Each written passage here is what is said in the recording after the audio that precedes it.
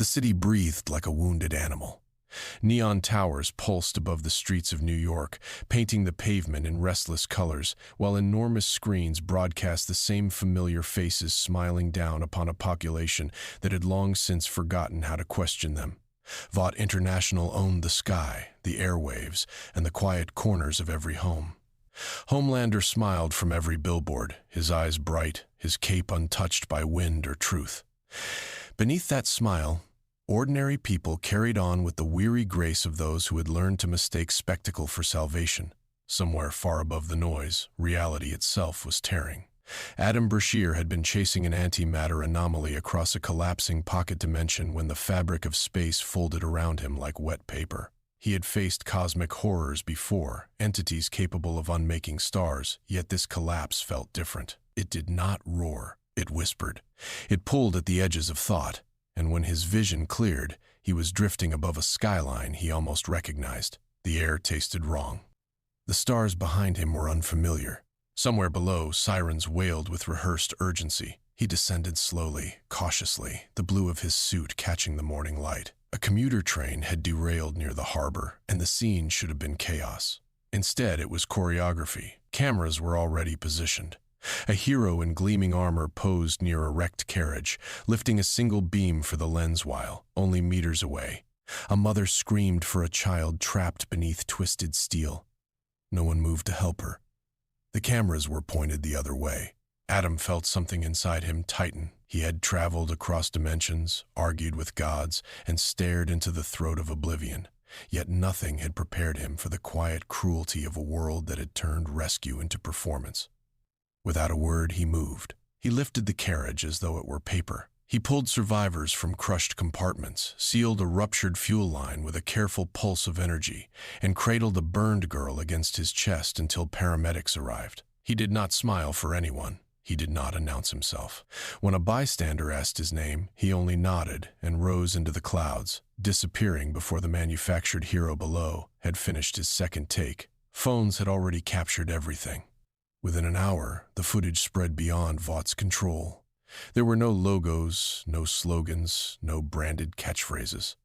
Only a stranger in blue who had saved lives while the celebrated saviors preened for the camera. Comment sections filled with disbelief, then wonder, then something the algorithms could not quite categorize. Hope. Uncomfortable, unfamiliar hope. In the mirrored heights of Vought Tower, Homelander watched the video for the 7th time. His jaw did not move.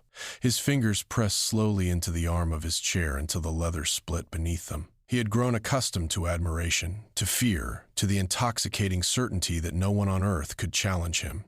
Yet the man in the recording had not looked at any camera. He had not sought applause. He had simply helped, and in that simple act, he had done something Homelander had never managed. He had looked real. For the first time in years, Homelander felt the cold shape of uncertainty crawl along his spine. Across the river, in a cluttered apartment thick with cigarette smoke, Billy Butcher played the same footage on a cracked laptop. His eyes narrowed, calculating, hungry. He had spent years searching for a blade sharp enough to cut Homelander from the world. Now, perhaps a blade had fallen from the sky. He whispered a curse that sounded almost like a prayer and reached for his phone. Brashear did not go to a press conference. He walked the streets in borrowed clothes, listening to strangers speak of heroes as though they were flavors of soda. He read headlines soaked in sponsored outrage. He watched children imitate poses instead of principles, and slowly, quietly, he understood. This world was not broken because monsters ruled it. It was broken because its people had forgotten what a hero truly was. He intended to remind them. Vought moved with the precision of an empire under siege. Within hours of the footage spreading, every department had been mobilized. Analysts combed satellite archives. Contractors bribed foreign intelligence agencies. Genetic laboratories cross-referenced every known trace of Compound V ever synthesized. Ashley Barrett paced her office with a phone pressed to each ear, her voice climbing octaves she had not known she possessed. Every search returned the same impossible answer. Blue Marvel did not exist. No birth record, no school photograph, no stolen sample, no pattern on any database in any country. Stan Edgar received the reports in silence. He turned a fountain pen between his fingers and studied the still image of the stranger in blue. Where Ashley saw a problem, Edgar saw something older and far more dangerous. He had built Vought upon the certainty that every superhuman on Earth had been manufactured, purchased, or contained. This one had arrived from somewhere his ledgers could not reach, and Edgar understood with the calm dread of a man who had studied history that empires do not fall to enemies they can measure. Homelander chose a different strategy. He smiled for the cameras and extended a public invitation. He spoke of unity, of brotherhood, of welcoming a fellow protector into the ranks of the Seven. He called Blue Marvel a friend before they had ever spoken.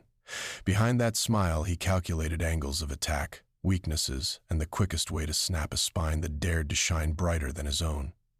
They met on a rooftop above Manhattan at dusk, where the sky bled orange and the wind carried the distant murmur of traffic. Homelander arrived first, cape draped with theatrical precision. Adam Brashear descended a moment later, unhurried, hands empty. He did not pose. He did not brace. He simply stood, as though the meeting were the most ordinary thing in the world. They did not raise their fists. They spoke. Homelander began with charm, then pivoted to philosophy, testing every angle. He spoke of fear as a stabilizing force, of humanity as a species requiring guidance, of strength as the only honest currency in a dishonest world. Adam listened with the patience of a scientist observing a specimen. When he answered, his voice was low and steady, weighted with something Homelander could not name. He spoke of trust as the true foundation of peace. He spoke of power as an obligation, not a throne. He spoke of humanity not as a herd, but as a garden, capable of extraordinary bloom when tended with care rather than terror. Homelander searched Adam's face for the familiar shapes he had come to expect from other men. Fear, envy, reverence, hatred. He found none of them. He found only a quiet, unmistakable disappointment, the kind a father might wear when a promising son had made a terrible choice. That expression cut deeper than any punch ever had. Homelander departed the rooftop without another word, his smile still fixed, but his hands trembling at his sides. Later that night, in a rain-slicked alley behind a shuttered warehouse, Adam met Billy Butcher. The Englishman spoke in bursts, half accusation and half confession. He spilled every secret Vought had buried. Compound V injected into infants, heroes who murdered civilians and rewrote reports. Executives who traded lives for quarterly earnings. Butcher offered files, recordings, testimonies. He offered a war. Adam accepted the files. He did not accept the war. He walked the streets afterward, letting the rain soak through his coat, reading pages by the light of flickering signs. Each document confirmed what he had already begun to suspect. This world's suffering did not flow from a single villain. It flowed from a slow, patient surrender. Good people had stopped believing that real heroes could exist, and in that vacuum, counterfeits had learned to thrive. He looked up at a passing billboard, where Homelander smiled with practiced warmth, and felt the weight of a decision settle across his shoulders. He would not conquer this world. He would not command it. He would only stand within it, honestly, until its people remembered. Somewhere above the city, Homelander watched him and decided the stranger was no longer competition. He was contamination. Vought struck first with words. It always did. By morning, every network carried the same carefully engineered narrative. Blue Marvel was an alien. Blue Marvel was a spy. Blue Marvel was a weapon dispatched by a hostile nation, or perhaps a rogue experiment fled from a laboratory no one could quite name. Anchors furrowed their brows with rehearsed concern. Panels of experts, most of them paid consultants, dissected his motives with theatrical worry. Social media filled with hashtags authored by algorithms rather than citizens. Government officials, many of them long since owned by Vought, demanded his arrest before sunset. Adam Brashear read every headline. He watched every broadcast. He did not answer a single one. Instead, he continued his work. He caught a collapsing crane above a construction site in Chicago and set it down with the gentleness of a father laying a child in a crib. He extinguished a chemical fire in Houston with a controlled pulse of antimatter, sealing the leak before the local news crew arrived. In a small Oregon town no cable network had ever bothered to name, he repaired a shattered dam and left before the mayor could thank him. Each act was quiet. Each act was witnessed. Each act contradicted the story Vought labored so desperately to sell. The corporation's grip began to slip in places it had never before felt vulnerable. Schoolchildren traded drawings of a man in blue with kind eyes. Grandmothers lit candles for a stranger they had never met. In a diner outside Pittsburgh, a waitress refused to serve a table of Vought executives, and no one at the counter looked away. Something fragile and forgotten was stirring back to life in the ribs of ordinary people, and Vought could feel it the way a cathedral feels the first tremor beneath its foundation. Homelander watched from his private suite, alone. The applause he demanded had grown thinner. The crowd still cheered, but their cheers now carried a hollow undertone, as though performed out of habit rather than devotion. He turned the television off, then on, then off again. He had spent his entire existence chasing love and settling for fear. Now he faced something worse than either. He faced the slow, humiliating experience of becoming background noise. Consumed by a jealousy he could no longer restrain, he made a decision that would haunt him. In the small hours before dawn, he descended upon a residential block in Queens and unleashed a burst of heat vision that reduced 3 buildings to smoking bone. He left a scorched pattern in the pavement that resembled, if one squinted, the outline of an unfamiliar emblem. By sunrise, Vought's news channels were already broadcasting the tragedy as the work of Blue Marvel, an alien invader whose true nature had at last been revealed. The story might have worked in another era. It did not work now. Adam arrived at the ruins within minutes. He studied the scorched pavement, the angles of the burns, the residual radiation still humming in the debris. He gathered witnesses, cross-referenced satellite records that Butcher had quietly slipped him, and reconstructed the precise trajectory of the heat vision that had caused the devastation. Then, calmly, in a live broadcast interrupting every Vought-controlled network at once, he presented the evidence. He did not accuse. He simply displayed numbers, angles, physics. Truth so patient and thorough that no anchor could shout it down. The nation watched in silence. Vaught's spokespeople sputtered. Ashley Barrett threw a lamp across her office. Stan Edgar poured a single glass of bourbon and did not drink it. Homelander stood before a mirror and stared at a face that no longer looked entirely convinced of itself. By nightfall, hope had begun to move through the streets like weather. Candles appeared on doorsteps. Strangers helped strangers without waiting to be filmed. A generation that had grown up trusting logos began, cautiously, to trust one another again. And hope, Adam knew, was the one thing tyrants could not survive. Somewhere above the city, Homelander wiped a tear he did not understand and began, quietly, to plan a killing. Homelander chose the stage himself. He announced the confrontation on every network, framing it as a duel of destiny, a reckoning between the world's greatest hero and the intruder who threatened everything humanity had built. Vought sold advertising for the broadcast at prices that would have shamed a coronation. Millions gathered around screens in bars, plazas, apartments, and airports. Presidents postponed sessions. Children pressed their faces to store windows.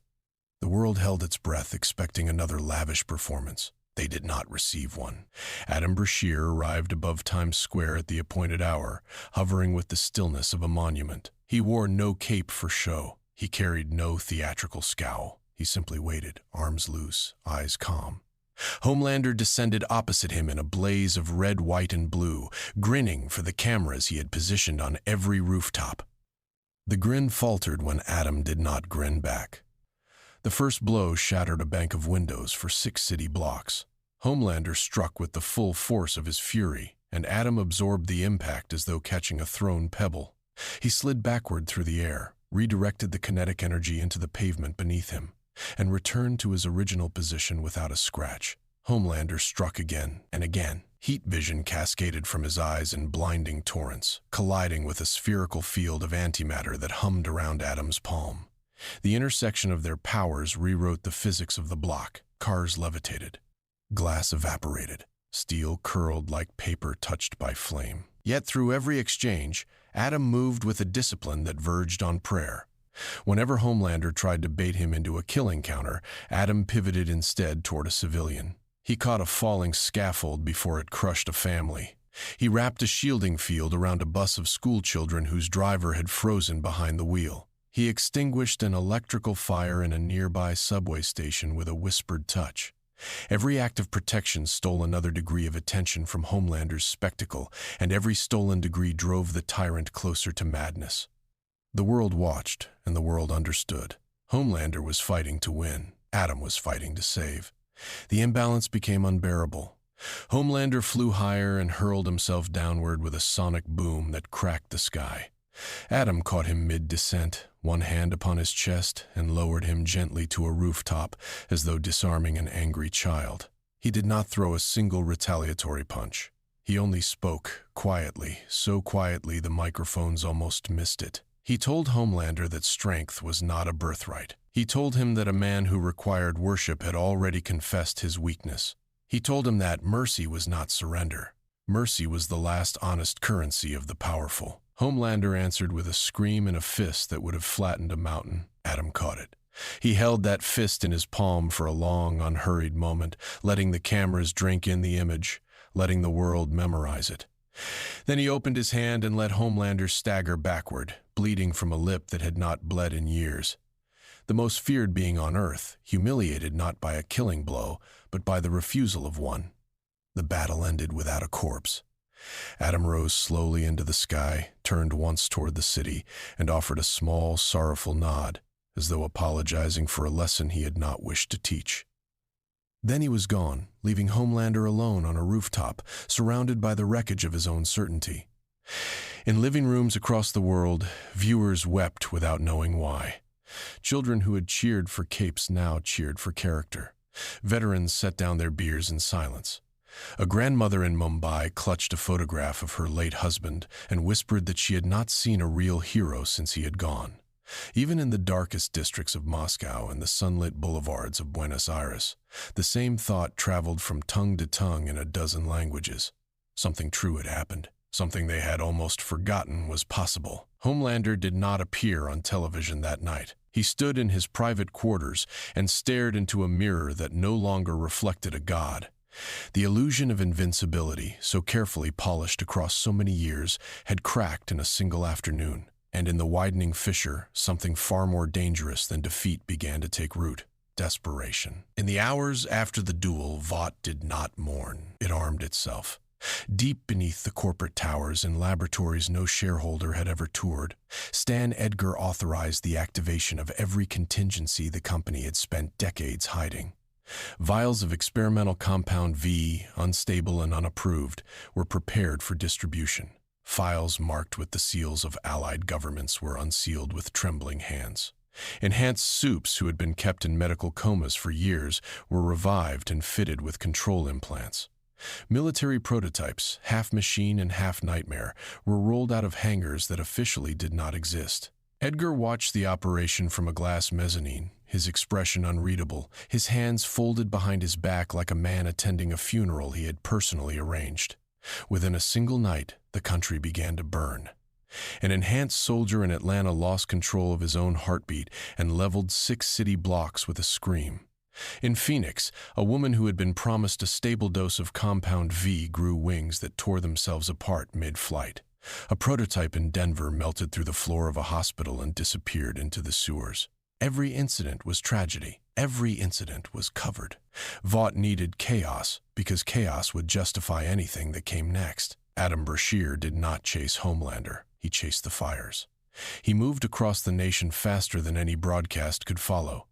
In Atlanta, he cradled the screaming soldier until the man's pulse steadied, then carried him to a facility where doctors, not handlers, waited. In Phoenix, he caught the falling wings and the woman they had betrayed, and he stayed with her long enough to whisper that her life had never been the failure. In Denver, he descended into the sewers alone and returned with the prototype cradled in his arms, like a child rescued from a well. Every rescue was quiet. Every rescue was witnessed. Every rescue chipped away at the story Vought was trying to tell. Billy Butcher watched the feeds from a safe house filled with strangers who had once been enemies. He drank slowly for the first time in years. He had spent his entire adult life believing that the only cure for a monster was a sharper monster.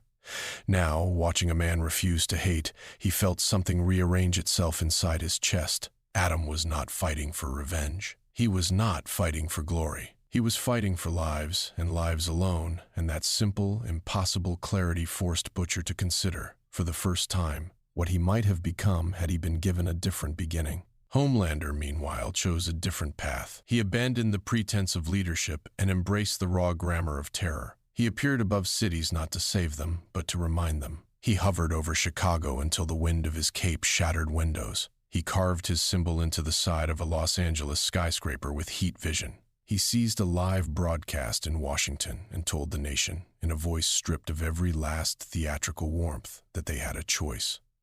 They could kneel and be spared or stand and be broken. There would be no third option. For a moment, the world seemed to teeter between two futures. One future wore a smile it had never earned and demanded worship at the price of freedom.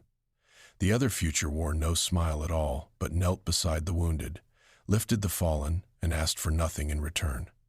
Every citizen, every soldier, every camera crew, every shivering mayor found themselves forced to answer a question they had spent their entire lives avoiding. What sort of power did they believe in? In small towns, in vast cities, in shuttered churches and crowded plazas, quiet answers began to gather. Neighbors sheltered neighbors. Nurses ignored corporate directives. A pilot refused an order to bomb a Blue Marvel sighting and landed his aircraft in a field of corn. Every refusal was small. Every refusal was contagious. Homelander felt it and did not understand it.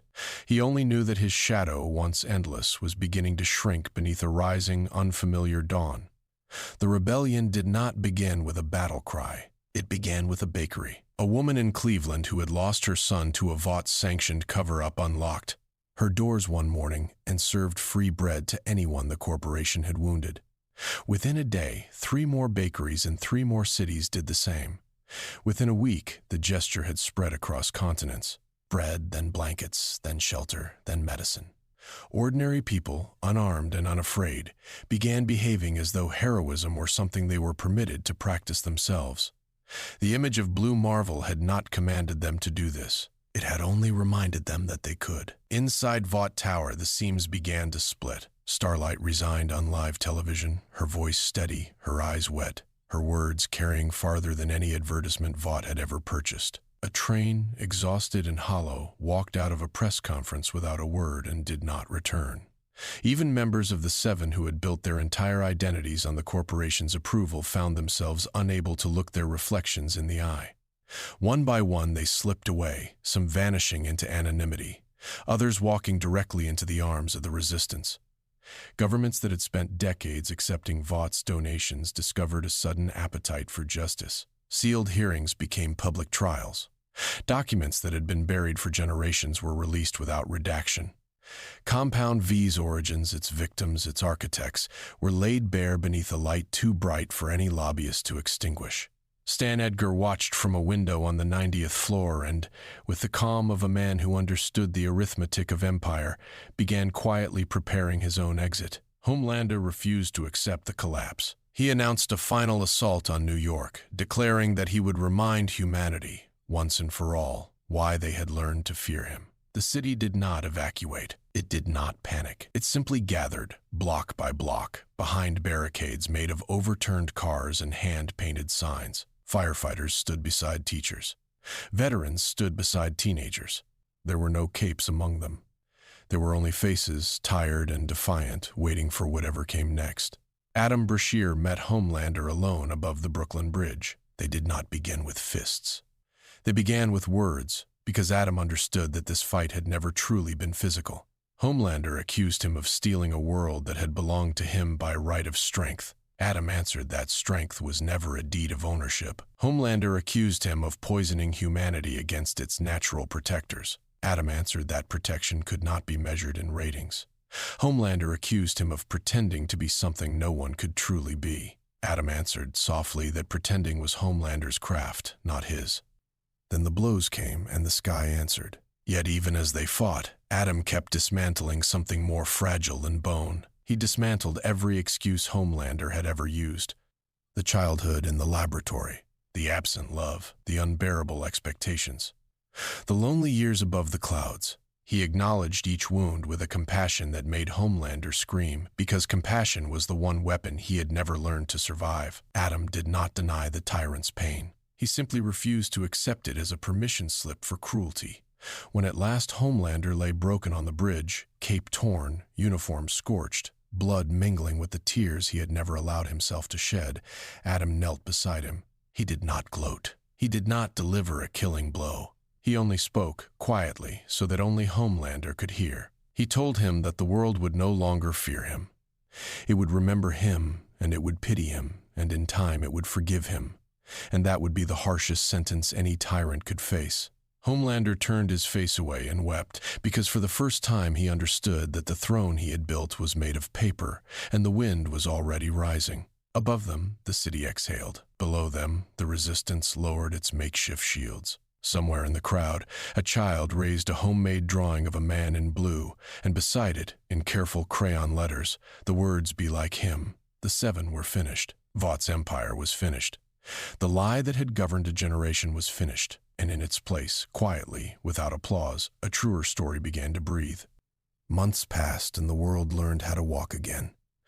Vought's towers stood empty, their logos peeled back to reveal the older architecture beneath. Some buildings became hospitals, some became schools.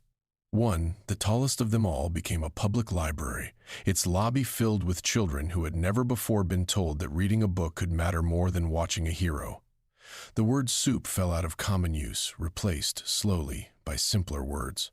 Neighbor, volunteer, friend. Communities rebuilt themselves without waiting for a corporate savior. In small towns, farmers pooled equipment to repair damaged fields. In vast cities, doctors trained apprentices at kitchen tables. In coastal villages battered by decades of neglect, fishermen taught children to read tide charts and to trust their own hands. Nobody filmed these acts.